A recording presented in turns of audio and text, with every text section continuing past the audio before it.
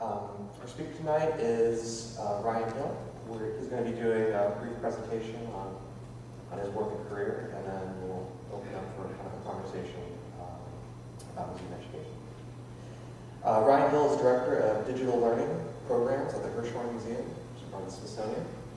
Graduated with a master's degree in studio art from the California Institute of the Arts, and a master's degree in film and television from the University of California, Los Angeles. Prior to working at the Hirshorn, he served as manager of adult interpretive programs at the Guggenheim Museum, and before that was manager, gallery educator, and public orientation tours at the Museum of Contemporary Art in Los Angeles. Please join me in welcoming Ryan Hill.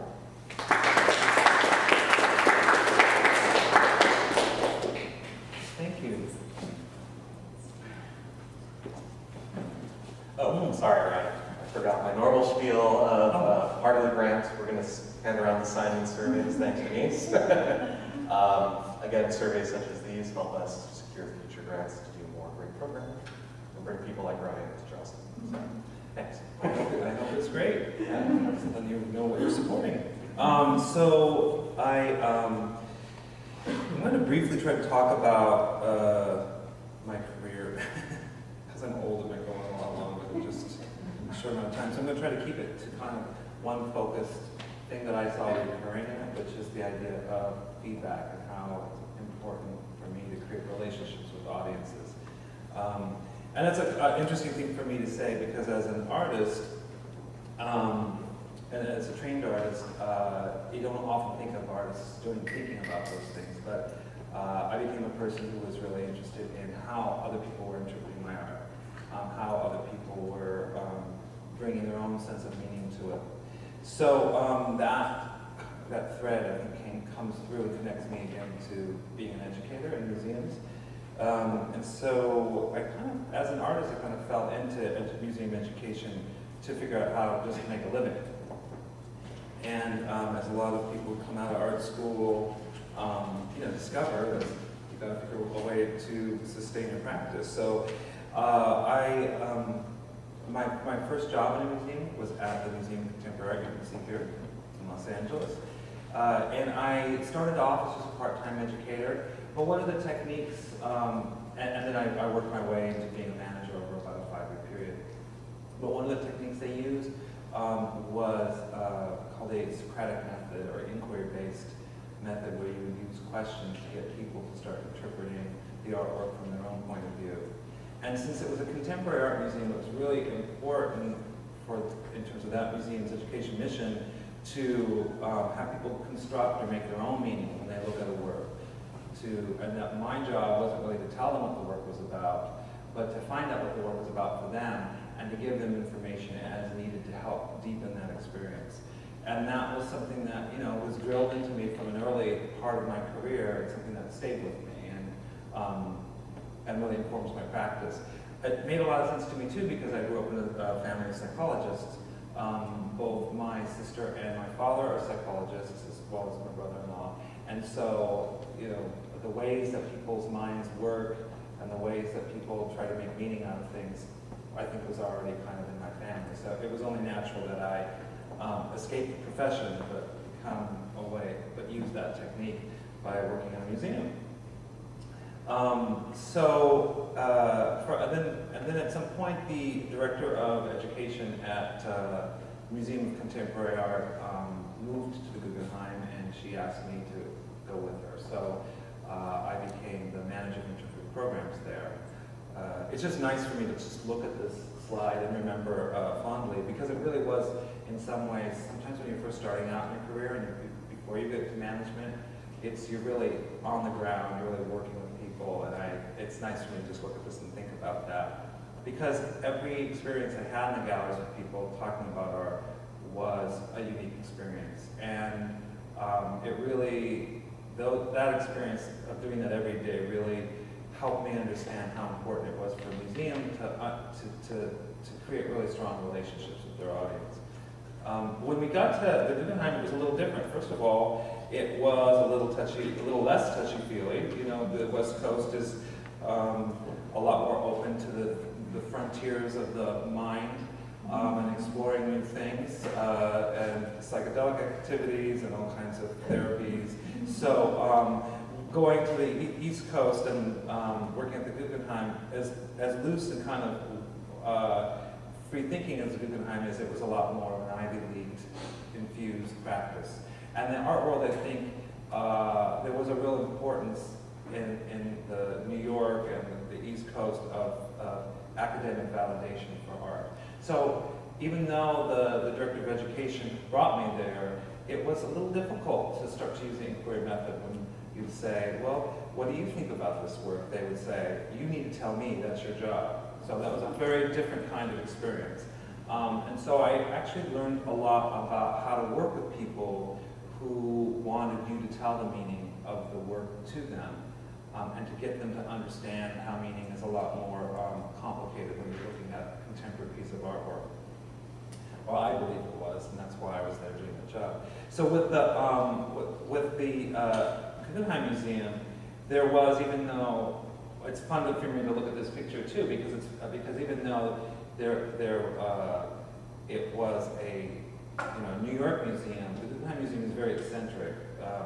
Hilary Ribe was a follower of Madame Blavatsky, who was a person who was at the beginnings of Theosophy and these very strange, almost like 19th century, late 19th century, or early 20th century New Ageisms, where all the world religions were kind of put into one, and so things like, so it was interesting, as much as we think that, we look at a Mondrian and we would think, oh, Mondrian is very academic, it's breaking things down formally, it's all about just color and line and shape and nothing else.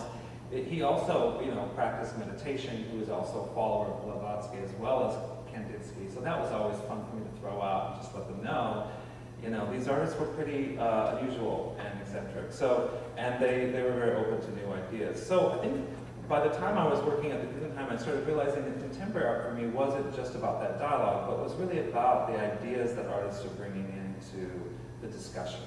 And that each artist is introducing us to a new sensibility and a new idea.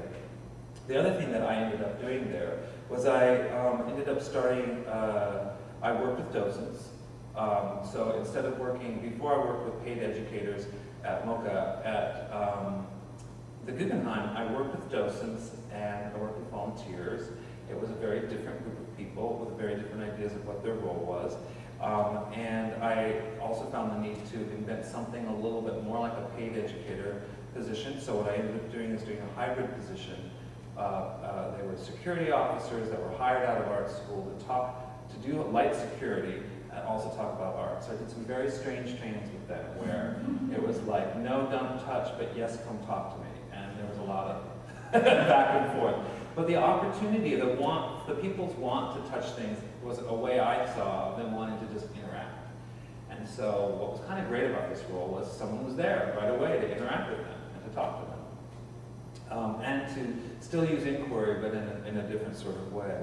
These were called gallery guides, and it got a lot of attention because I had basically done formalized something that a lot of museums were already understanding. That museum guards and officers are actually integrated into the architecture of the museum and are the first people that people often go to and ask questions of, even before an educator. So it was a really interesting program that has continued to this day. And it was built on, and the idea behind it was built on this idea of how conversations in galleries work, which is this idea of the feedback loop. Someone would, you might ask someone a question about a work. So like that work over there, you say, even I noticed you've been looking at that work for a while, what are you noticing about it? They would tell me, and then I would listen to what they were saying, and then I would know a little bit more about that person and how they think about the work, and then I might reformulate another question that would get them deeper into that. Well, what's making you say that, or what's making you notice that? And then, so this feedback loop would be something where you actually are building a relationship with the people who are looking at the artwork to understand and help guide them through their experience of it. And now and then give them that information when it's needed. So the idea of the feedback loop, of learning from your audience is what they need in order to enjoy the place of the museum, was something that I carried to the Smithsonian when I went there. So Now, I work at the Hirshorn Museum, which is this museum here. So sometimes it's funny just to think like, what's with the round museums? I just couldn't find my way out. But the Smithsonian itself is a really interesting, has a really interesting history I wanted to talk a little bit about. It's actually it's more of a 19th century style museum. So all the museums I'd worked at before were contemporary art, but the Smithsonian actually, which was established by scientists, and it's a research institution as well as houses multiple collections both in science and art. It's the world's largest museum, they boast, and it has a complex of 19 museums, a national zoo, and 9 research facilities.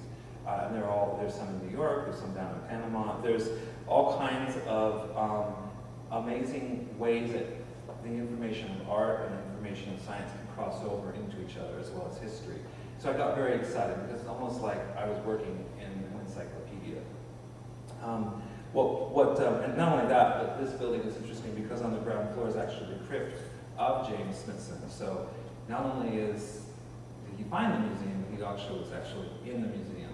I just thought that was weird. So someone who really loves the museum so much they want to be there for their eternal life.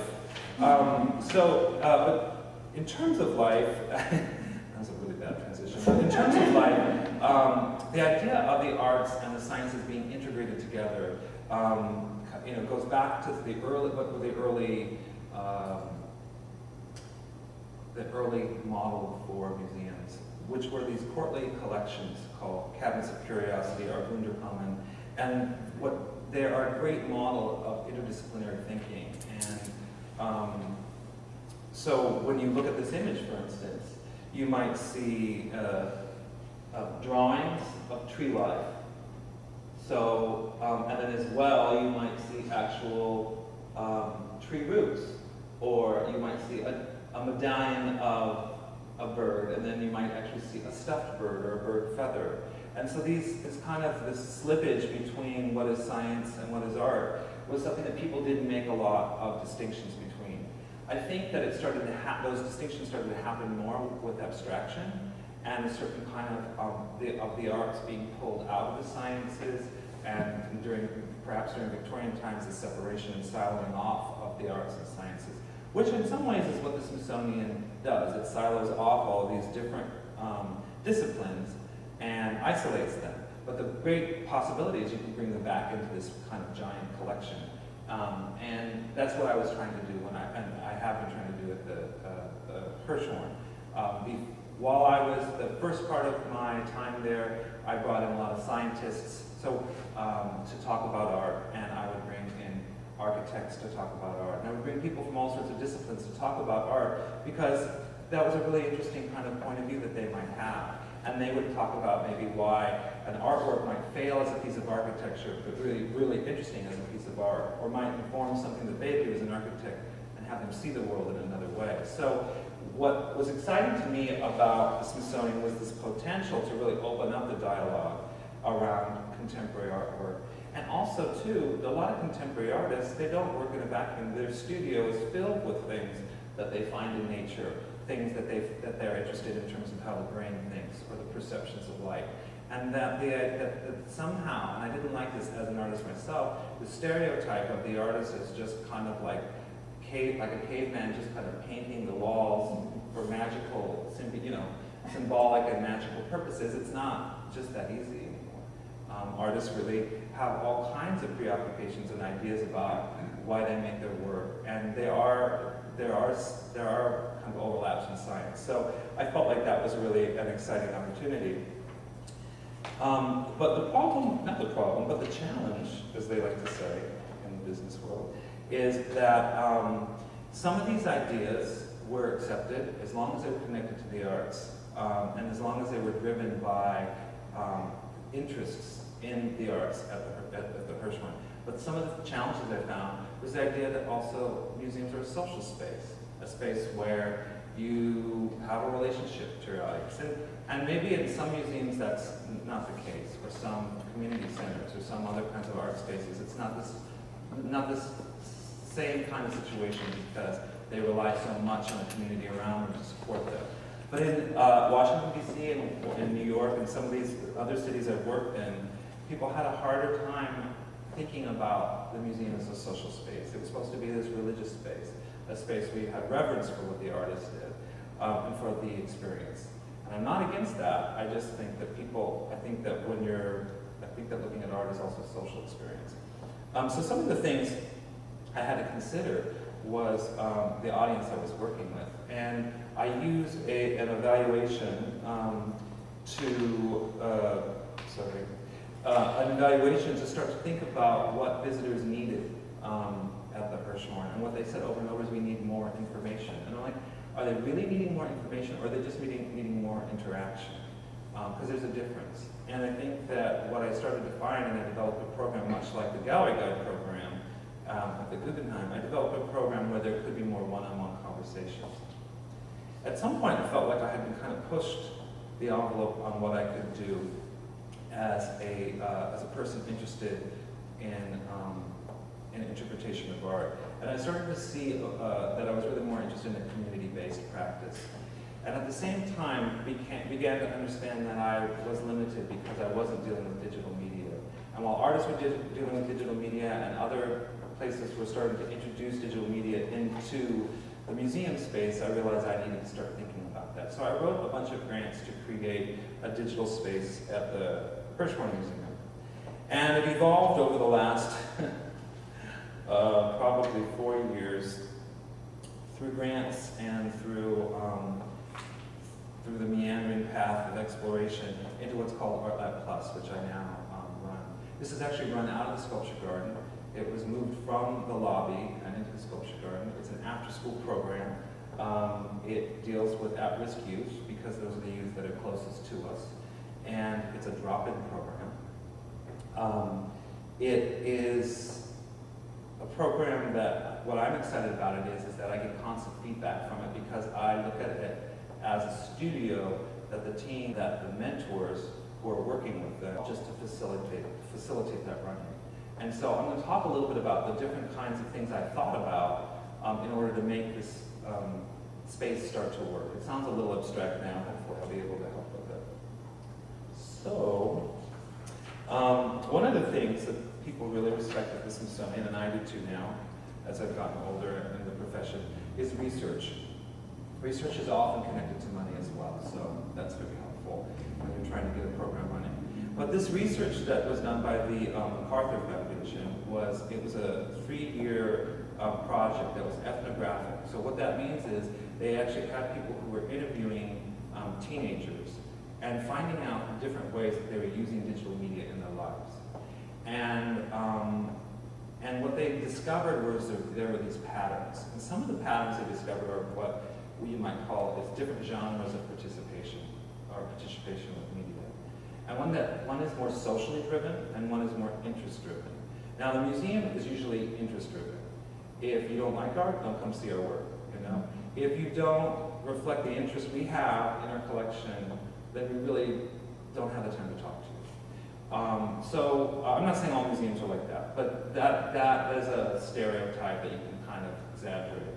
But the socially driven is what I was really interested in. And they talked a lot about how learning was also a socially driven process for teens. And I think it is for everyone. Think about how many times you look at your phone, how many times you're doing something, but you're having to learn how to do it. You're developing digital skills all the time in order just to connect with your friends or to get information. That's happening all the time.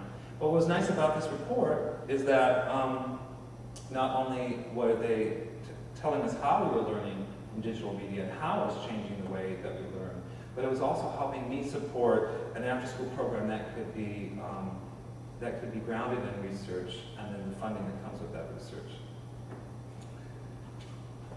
So little did I know that I would go from some artist who just happens to be an educator in a gallery helping people interpret art to someone who's trying to fundraise now for a community-based after-school program in a museum, under the radar. Actually under a street, because it's really underneath Jefferson Drive, which is across from the Hirshorn Museum and submerged in the Sculpture Garden. So just very quickly, I'm going to talk to you about Pomaco by using these pictures. Here you see a lot of these are the teens that I work with. They are playing a video game. And a mentor looking at this, the mentors in the space looking at this would see, okay, there's socializing going. There's that teen in the plaid shirt talking to that other teen perhaps. But then there's another teen here talking about something that they're seeing. How different is this from artwork, I started to think? Because in some ways, this visual media is the same like as any other visual media. And so we can analyze and start to think about how that image has been put together, whether it's entertainment or whether it's art. And so a mentor might come in and talk to that teen and say, would you like to know how that 3D imaging was done? And I can show you how to do that. So for me, even though this is just a social activity of playing a video game, it's also an opportunity to have teens go from consumers to creators. And that's something that I find that's really inspiring, which is that we are expected to consume so much in life, and that feeling of being able to create something is so empowering. And it's also so important, I think, for our economy, to move from that passiveness to something where we're actually making things. And we're actually giving now these kids that don't have the kind of bandwidth and don't have the kind of technology in their schools to start to have the digital skills to be able to create things. And yes, some of it is art, and then some of it is just video gaming. Some of it might be design for a flyer, and some of it might be a piece of digital art. But we don't make the distinctions, and that's kind of what's different about us, is it's not always tied into all of our exhibitions. This is an example of messing around. Now, messing around is where you give them the tools, and then they just kind of play around with it. One of the things we noticed that was really important in this space was that sometimes putting a teen on a bigger monitor made other teens start to look at it and think about it as a public experience.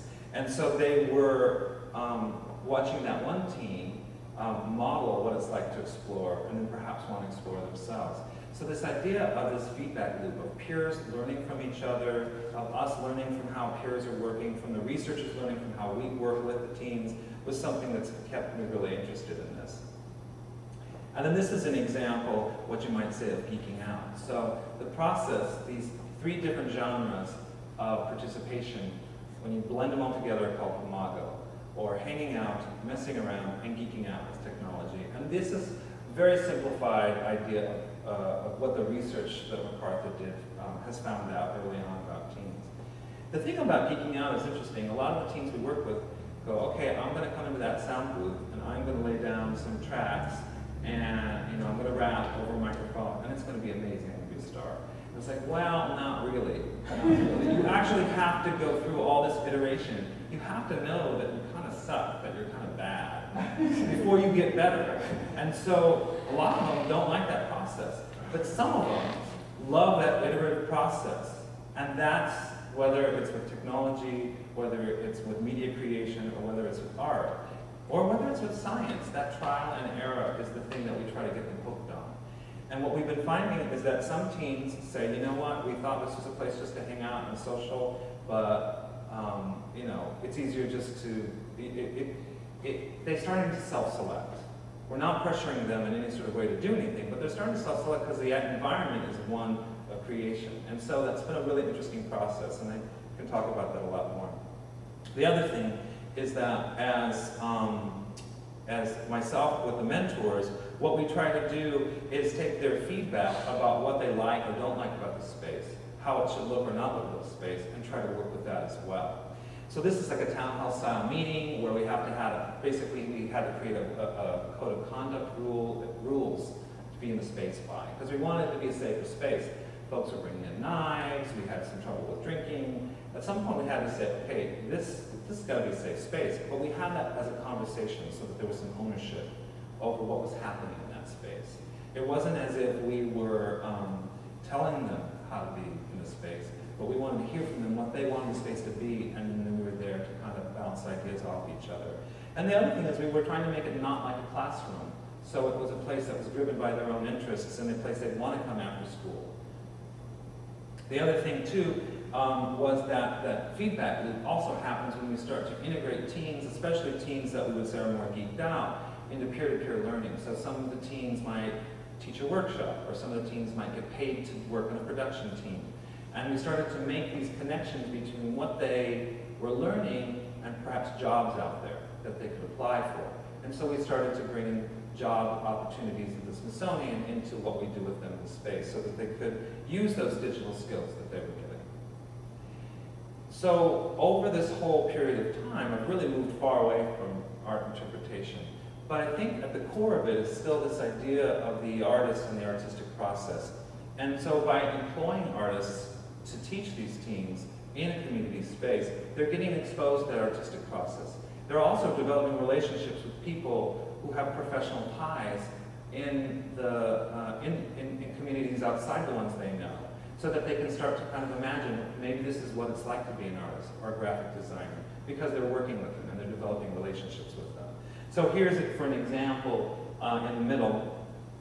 He's no longer a mentor with us, but he was an education and art student over at the Corcoran, is teaching these teams about DJ equipment and the tractor and how to be able to mix tracks. That's an example where they are working with someone, they're learning together, but that also they can see kind of a future pathway to a way to say maybe to a parent, I can make a living at this, I can continue to pursue my interests, or I might want to go to school for this. It's not something that all the teens at first when they come think about, but after a while they do, because they're around people who've also been thinking about it.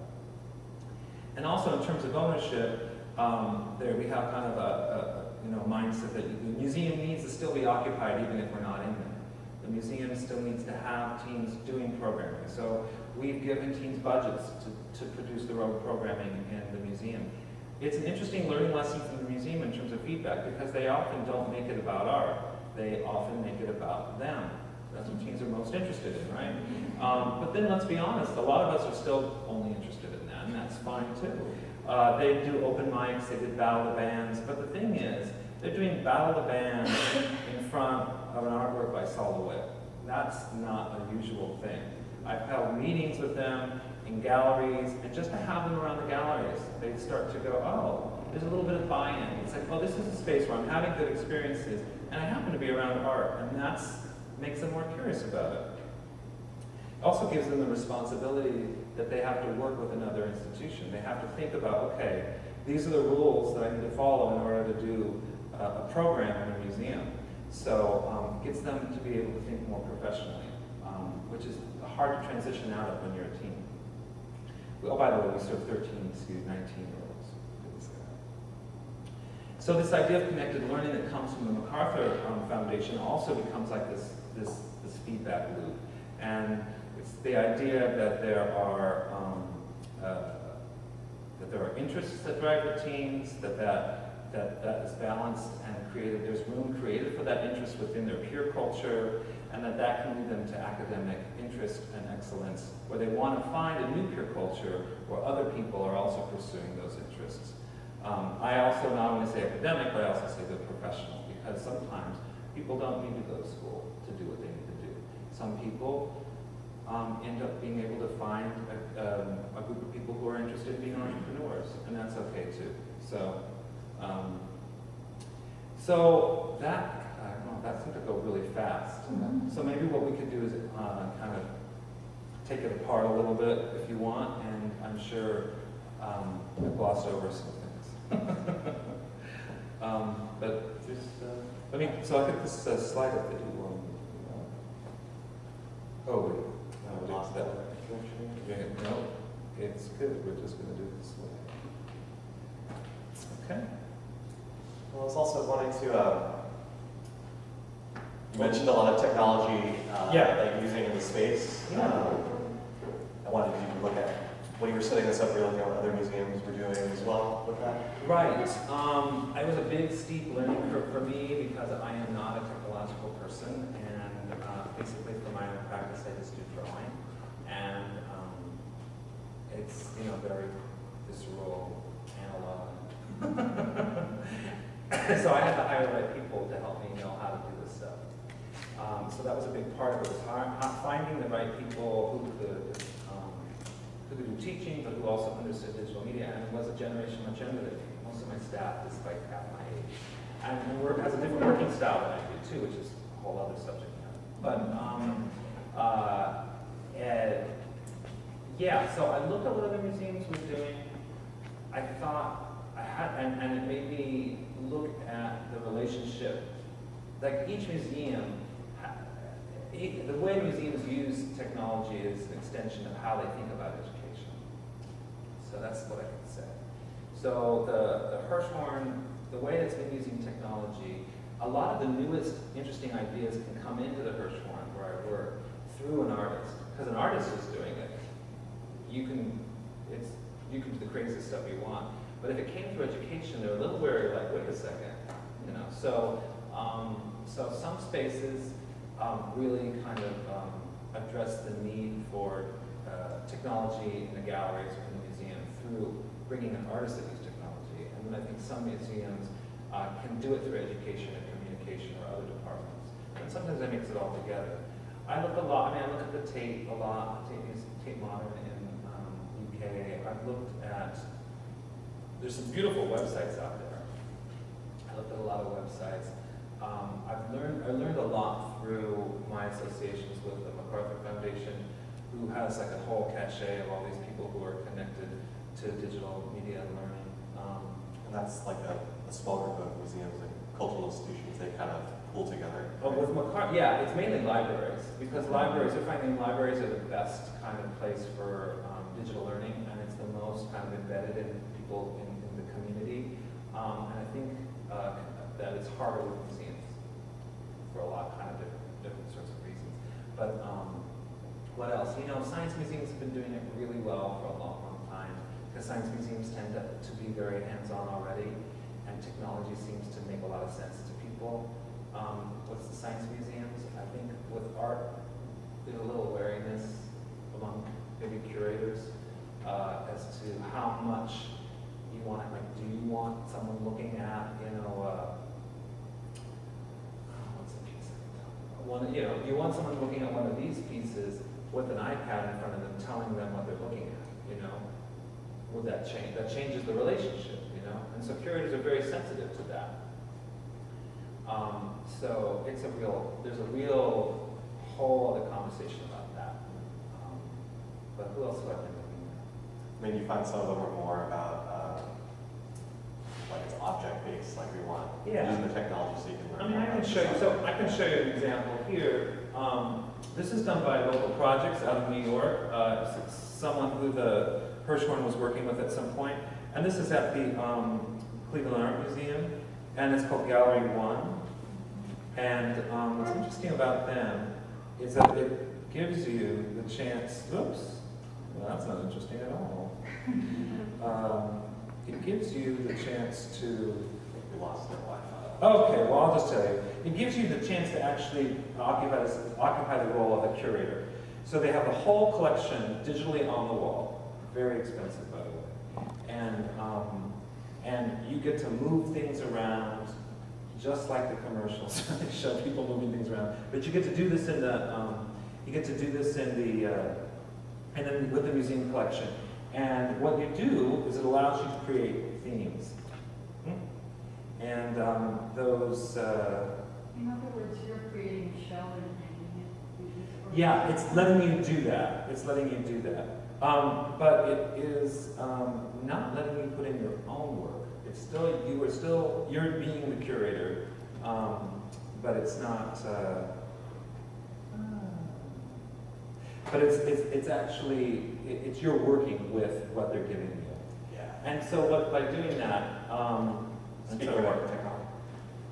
that's all right, yeah. Yes. Is it annoying? Should just take that off? Yeah.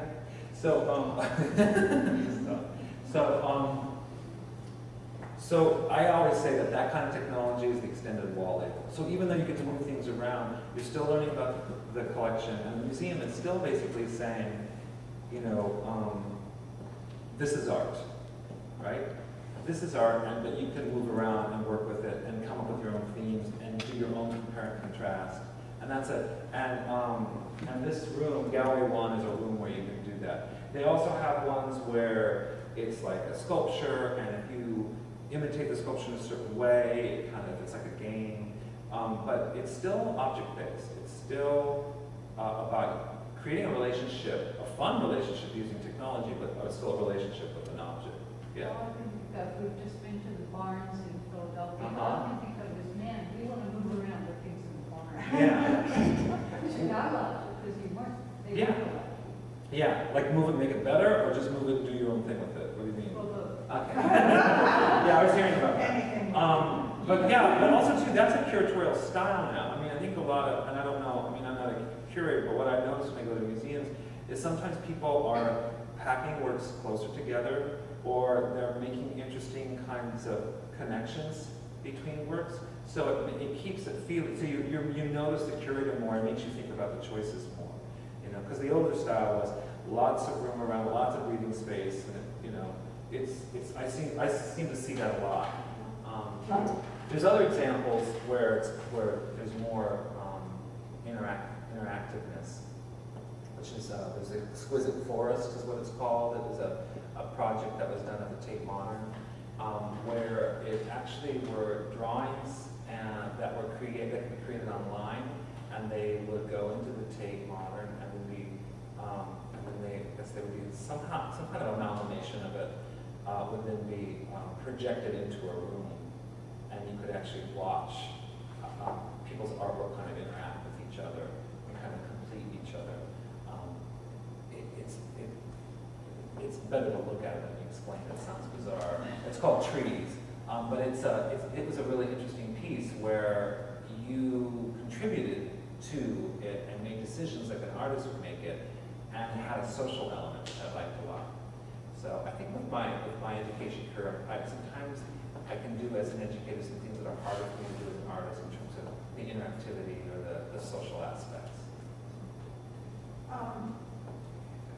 It seems like what they're doing in Gallery 1 is to put closer boundaries in than what it sounds like your space does. The Hirshorn space? Yes. Yeah. Oh, Hirshorn is It's much less boundary space. And I wonder, I think people tend to want to give kids tight boundaries. But it's really the adults that Want that. need a tight boundary Yeah. for themselves. We're getting into some existential stuff that I think about all the time. Sorry. No, it's great. But I think that as you get older, you really go, oh my God, what does it all mean? And it's like, please, give me some boundaries. Right. You know? Where you're a kid, I don't think you think about it as much. Although there is something too about control, and boundaries help you control behavior as well. So, and working at the Smithsonian is really interesting because I feel a little more 19th century. Even if I'm in a modernist museum like the Hirshorn, there's a bureaucratic structure that is very much about categorizing and expertise, which is just hard to have now, where anyone can go online and become an amateur expert, you know? So I think right now, I'm riffing off what you're saying here, is that the boundaries are exploding again, I think, because of technology and all the access we have to information. And the idea of expertise and things like that, it's hard. People are using, not to make you worry, but people use the word curating all the time. I mean, I think the magazine says like we're curating this dress for this, the stylists are curating outfits for celebrities. It's kind of gotten to the point where it's been, curate your own lunch. You really do now. You really do. You go, and they give you all of these items. It's just like Gallery 1. I'm just kidding. They give you all these items, and then you put it together in your own way, right? So it's like a salad bar. I think that one of the things, when I try to think about this, is I've read some about both Gallery 1 and Art Lab, and some of the things they've done in Columbus as well. I think your model is fabulous, but in my head, I'm like, how do you get the kid involved in the first place?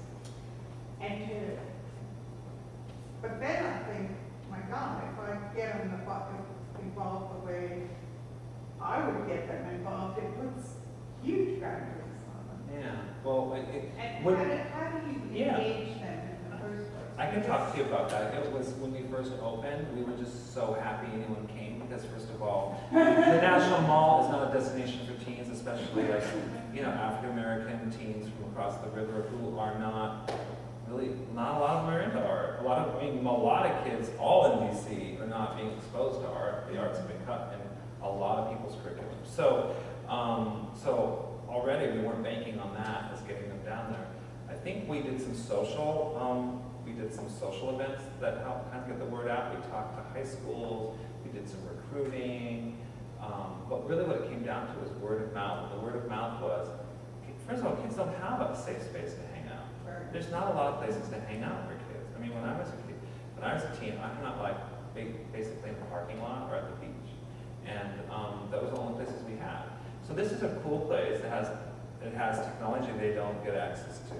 So, the video games are the candy in the window, and having access to Facebook, and being able to be loud, because you can't be loud in the library. So, all of that, over time, I think brought people in to the point where it got crazy. It was like a salsa club every day. So, and my mentors, my staff we are not teaching, and we are babysitting, and we hate this. So I was like, okay, you're right. We got to figure out how to get some learning going on here. So we divided the day up. So the first part of the day was more hanging out. 3 to 5 was hanging out. 5 to 7, and it was called Open Studio. And then 5 to 7 was called Artist Studio. From 5 to 7, you had to be able to work with a mentor on an independent project or come to a workshop. And at first, like, the kids just like, no one came. And it would be like 5 o'clock, everyone would laugh. We have a gong, and a big gong, we hit the gong. And then, like, people would like leave. But then stuff started to happen where some people started to stay. And then they realized, learning this stuff is social, And also too, I really do believe in this feedback loop. If you are learning from the people that you are working with and serving as an educator, then you are better able to know what interests are driving them. So we want them to appreciate art, but they appreciate anime. Oh, so we show anime, or we have them play a video game, and then we say, okay, can you make one of these characters? A lot of them draw the characters, so we start with where they're at. That's one thing. How do I get them to start to learn science, which is my next challenge? Do they want to go to Natural History Museum and learn about fossils? No, they don't, but they do want to make jewelry. They want to learn how to make jewelry. Let's bring a jeweler in, bring them over and look at fossils with someone who makes jewelry.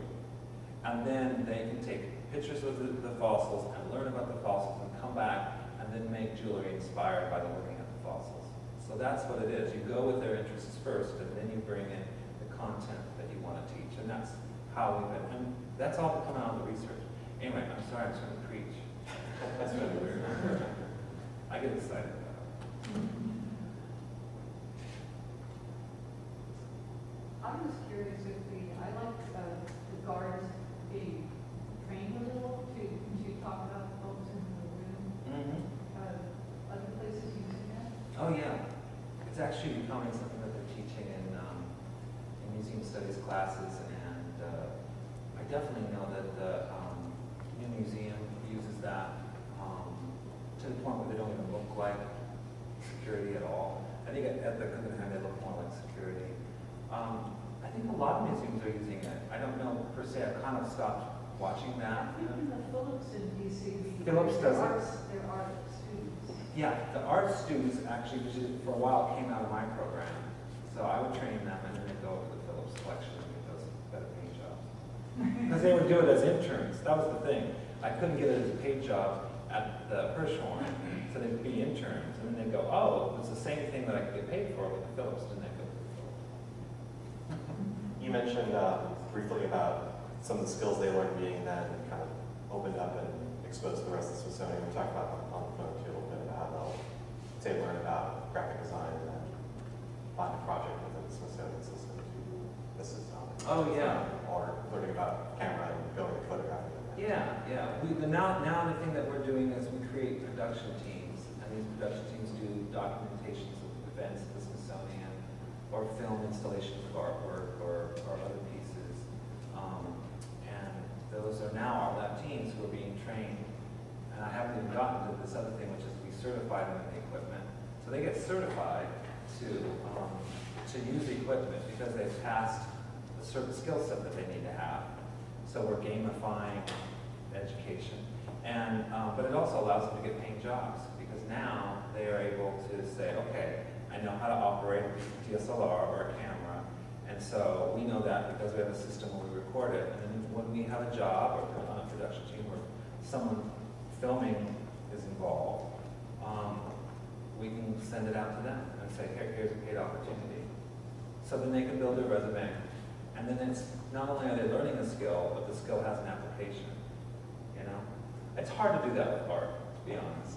But I also think that the art context and being around artists helps them see that's also something that's a career too. Yeah. While you're talking, one of the things that I'm thinking about is, have you ever heard of this fellow Seth Godin? Or Godin? Maybe. Well, he's interesting about it. One of the things that he believes is that in the new world, the world we live in today, the world with all the tools to manipulate, that what really counts is artists. But the way he defines artists is basically people who produce stuff from themselves. People who have the courage to fail, you know, to just produce what they're interested in and keep on doing it, and keep on doing it until they succeed. It sounds a little bit like in a structured way, that's what you're helping these kids do, and you have certain places that then allow them, you reach a plateau, and then you can do the next step. Yeah, I mean, I think the other thing that we've learned is, you know, first there was not a lot of structure. There was a lot of, you know, good intent, but we started learning that that they actually wanted structure, but they didn't want structure like these are the rules and this is the content, this is what you have to learn. They wanted to be able to see their own progress, to be able, like a video game, to reach goals and to have a sense of accomplishment as they do that. I mean, doesn't anyone want that in their job anyway? I mean, that's why I'm doing my job in some ways, that I continue to explore these ideas for myself, and I do feel accomplished when one of them gets crystallized. So I think it's that, and it's just that iterative pattern, whether it's an artist or someone who's a graphic designer. You would consider a graphic designer an artist. What he says isn't an artist is if you exactly copy. There are a lot of artists that exactly copy. Richard Prince. How well you do it. Yeah. Well, but he's just taking photos. So basically, Richard Prince is best known for taking like photos of Marvel ads, but just taking out the logo. But he's made quite an important career around that because of the idea. So I'm going to disagree with you. I think careers can be also based on copying. And He just doesn't call it. Oh, he doesn't call it art. Okay. I accept that. I know what was interesting when I started researching to my chat here was you look at it and that there's not that traditional the docent lecturer or art history 101 that classes offer. I mean, do you feel any resistance or people kind of like, well, where is that aspect of the art education? But that's still happening out there. Oh, in terms of the Hirshorn, basically that was my job before I started to do this after school program. But I hired an assistant who learned how to do my job, and then she was perfect for the job when I went to the other job. So she now does the docent program. She now does what's called the interpretive guide program, which is the internship that's based on informal inquiry in the galleries. And she's doing other stuff too that have a lot to do with technology now and school groups. And we work together in the art lab so that during the day, school groups use the art lab, and during the afternoon and evening, our after-school program uses it. So I think we've worked it out. So we still look like we're doing the right stuff for the museum. You were talking at lunch about the project you're working on where you're having artists come in to do a project in the lobby and stuff. Right. So that's the newest thing. Although I'm not sure what's going to happen to it because, I don't know, well, I just found out today that our director has resigned. So, yeah, so who knows what will happen, but the plan is it's still going to happen and we are funded, so I'm going to push that through. We originally were supposed to have the education space in the lobby, and I've always had my eye on the lobby. We've had Dillis Cafido Renfo, architects working on the lobby, so it's been this ongoing thing. And then at one point I was like, I don't know if the space is ever going to be built in the lobby, so we're going to be programming anyway. So we finally figured this out. We'll do an artist residency working with teens in the lobby. So the first one is it's an interactive, it's a guy that does interactive sculptures and photography. He'll be working with the teens, and the lobby will be turned into like a studio space. So that when visitors come in, they see something's happening, but they don't know what it is. But the next time they come, it might look different. And it's because it's like a studio, and you can see the whole process unfold over the couple of months as the artist works with the teens on the, so it's like an interactive sound sculpture is what they're working on. But we're still not sure because the teens haven't started to be part of that piece too. How much do you think that the social interaction between these kids help develop and everything? Where you have half a day where it's just their social interaction. Oh, it's a and with working. Because I think that would probably be one of those interesting aspects that you can see develop is their social interaction between just them naturally and them actually learning. So how do you think that actually works with them learning? Yeah, I mean, if you were to ask them what, what's going on in the art lab, they say, oh, I'm hanging out with my friends. First and foremost, that's what they think they're doing. They don't even sometimes know they're learning. You know what I mean? It doesn't look like learning because they think learning is what you do in school. Yeah. But I would say it's essential, especially when you're teens, you learn so much from your peer group. I mean, I learned so much from my peer group, and I do that through social life. So I think it's, yeah, I don't know if I've answered your question, but yes, I think it's really important. And I think it makes them trust the space and feel like they have ownership of the space, make them feel safe in the space, and make the people who are mentors, instead of authority figures, just basically want to be with them and trust them too. Like one day I came down to the art lab and I saw my mentors and teens playing cards, and I was like, this is not good. There's no learning happening here. And I was like, well, wait a second. This is the part of the program where you can hang out and socialize. So, you find yourself doing that. This is what learning looks like, But I think it's a bigger relationship, and it goes beyond just, my own agenda. This is slightly off track, but one of the faculty is either at MIT or Harvard, and he was teaching physics, and he taught a course, and he gave his traditional exam, and the kids did the exam, and they did, they aced it until the last round, where he asked them to explain the third law of thermodynamics. I don't know that. And not one of them grew. I mean, it's like one of the basic concepts in physics. And the next year, he did not lecture at all. He gave the students problems. They taught each other. They all took the same exam. They all aced the first part, and they all could explain the third law of thermodynamics. And it's the same kind of concept, that the whole social aspect and the aspect of teaching each other help them learn. Yeah, and I mean, I learned art history through teaching. I didn't take art history. And everything about art history is through having to prepare to talk to other people about it and having conversations with other people about it. So, yeah, I agree. A lot of teachers are thinking about that in the classroom. As I'm listening to that, all I keep going back to is I taught in the Montessori school a long time ago in Philadelphia. And the 3, 4, and 5-year-olds are very different. The 3-year-olds are quite fragile sometimes.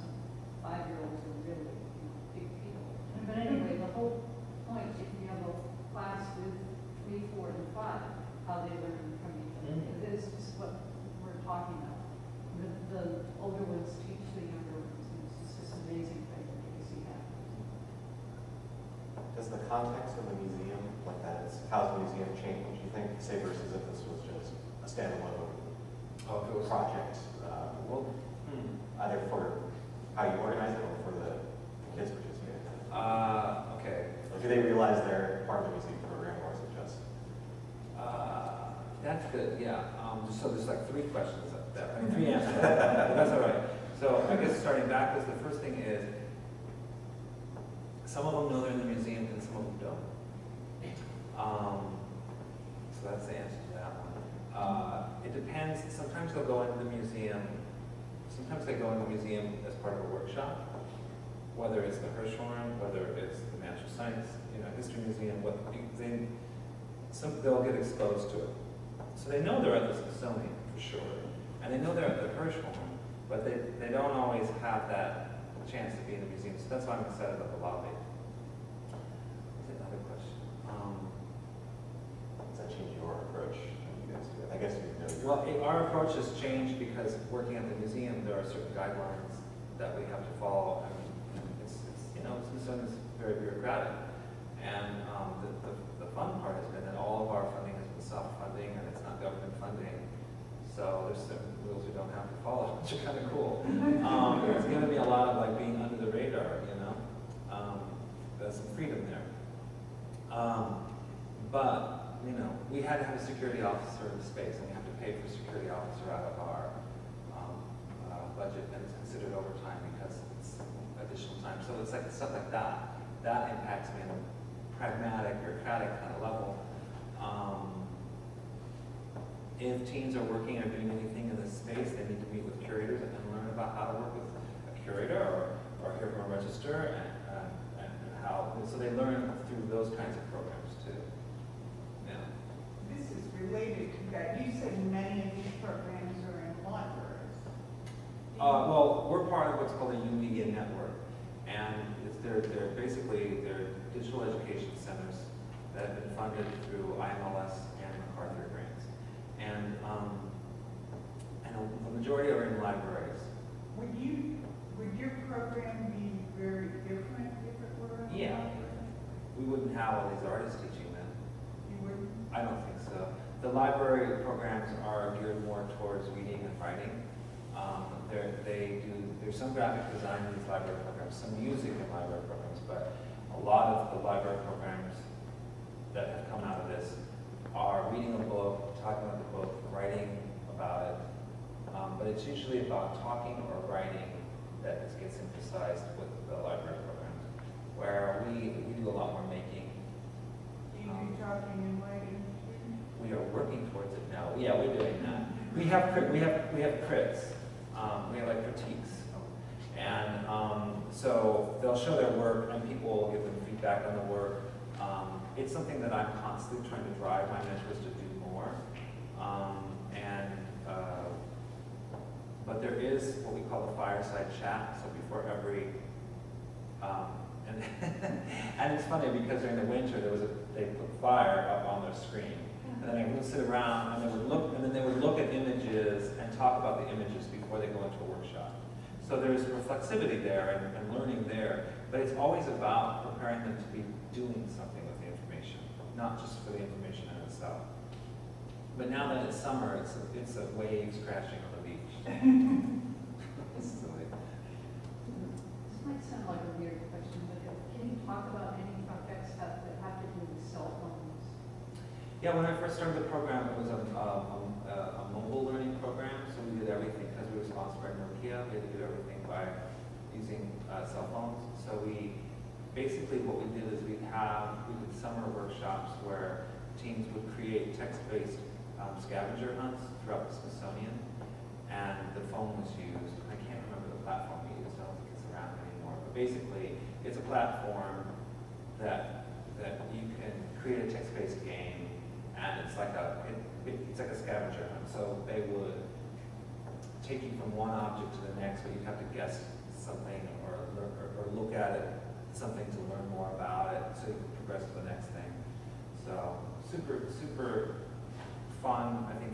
Originally when we were doing those workshops, we thought, oh, we'll make the scavenger hunt for them, and then they'll just play it, and that will be what it's about. And we realized, you know what, they're not going to learn anything that way, and they actually learned more by making the game for their peers and for us than they did if we had done it the other way. So yes, we used the phones. The phones were really cool because they could go out. They all had a phone, and we could track the phone. So if anyone tried to steal a phone, we'd know who was it. And also, if they were out and it was time to come back in, you just text everyone, okay, come back in. You know, we know who you are. It's kind of gross when you think about it. But you know, there's some good things. But we don't do the cell phones anymore. Like you don't. We don't use mobile technology for our programming as much. That made me think of, you said, oh, the platform is no longer in operation. So when I think of, oh, this would be a great idea we could do, and we could make some investments and put it in the budget line, part of me is really reluctant to maybe go all the way with it, because it's probably going to be obsolete to you by the time we figure out and get it down. Does that make sense? Yeah, absolutely. I mean, for me, the big thing that I've learned through doing these technology-based programs is really that the technology is just a tool. You can do any kind of programming. You don't even have to do technology to do something innovative. Like for me, it was more about just the integrating the social with the learning and learning from the teens what they were interested in. So we didn't need technology for that. The technology was a little bit like the candy though, because they got excited because you're using technology that they either wanted to use or already use, but you're using it for different purposes. So that I think is good.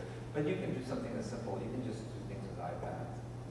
Although, boy, I mean, we got some point-and-shoot cameras, and they dated in a year, and we had to get new ones. They just discontinued the kind that we were using. So I guess that's just factored into your planning, is that it's perpetual. Yeah, you and I can have a talk about what to do with the budget, because you always put in a line in your budget for, updating technology or fixing technology. That's a big part of it too. Things break down, like our cameras are breaking all the time.